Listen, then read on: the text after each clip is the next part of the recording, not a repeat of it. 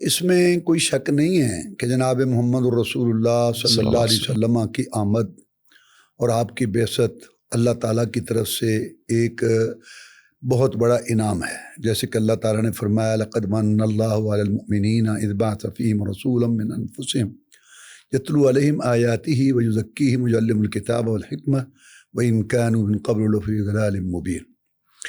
اس آیت سے یہ معلوم ہوا کہ اللہ فرماتے ہیں کہ مومنوں پر یہ بہت بڑا احسان ہوا کہ اللہ تعالیٰ نے ان کو نبی رسول بنا کے بھیجا اور ان کو قرآن مجید جیسی ایک اہم جامع کامل کتاب دی اور اس کی شرح کا حق تفسیر آپ کو دیا. آپ نے وہ لوگوں کو بتایا، پڑھایا اور ان کا تزکیہ کیا. اس لحاظ سے جو جرائم تھے، گناہ تھے، ایسی چیزیں چھڑوائیں، تقوی پرہیزگاری کی راہ پر وہ گامزن ہوئے. اس سے پہلے وہ گمراہ تھے جی.